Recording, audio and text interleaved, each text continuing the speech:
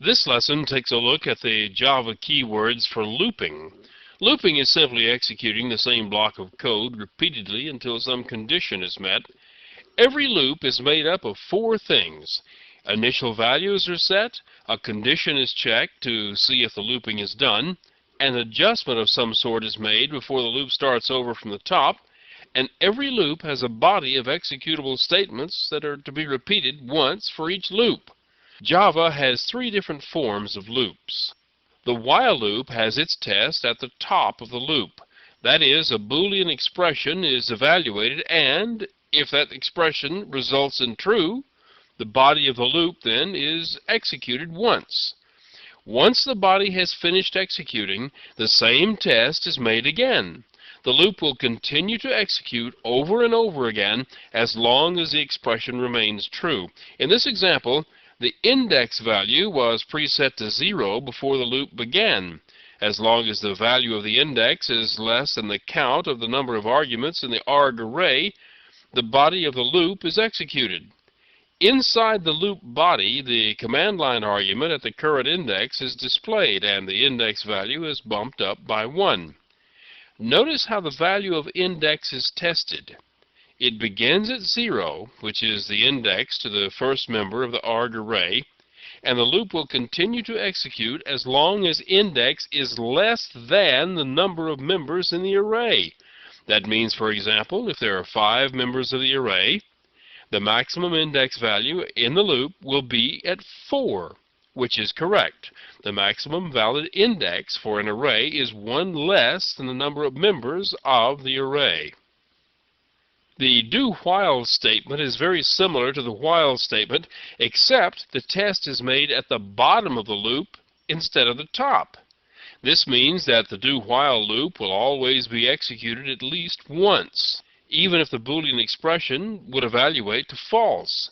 That means that this program has a bug. The body of this loop will attempt to display one command line argument even when there are none. Notice how the index value uses the pre-increment. 1 is added to the index value before it is tested against the number of members of the array. The for loop is the most common form of looping in Java. As you can see, the for statement itself is divided into 3 parts, separated by semicolons. The first part is used to set any initial values. It's normally a single counter like this, but you can actually put several statements here by separating them with commas. This is the test to determine whether to loop. The test is always made at the top of the loop, so it's possible if the first time through the Boolean expression results in false, the body of a for statement will never execute. Here's the third part, which is the adjustment to be made before the next loop begins.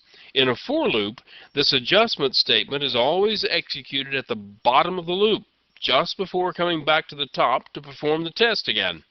You can actually put as many adjustment statements as you like in here by separating them with commas. This is the body of the loop. In this case, it's a single statement, so it doesn't strictly have to be enclosed in braces here and here. But I have found that by always putting braces around the bodies of for loops, the code is easier to read. It's up to you.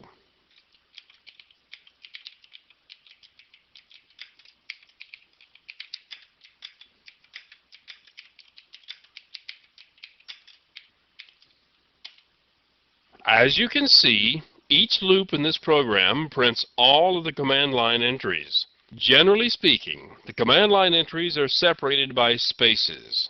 This is actually a part of Java that's not entirely portable because each operating system analyzes and modifies the command line entries in a different way.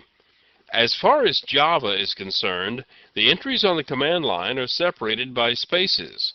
But some operating systems process wildcards and such to make modifications to the command line before Java ever sees it. Remember, I said that this program had a bug?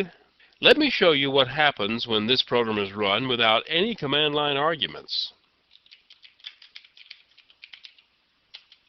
Here, the do loop tried to execute once and access the first member of the array.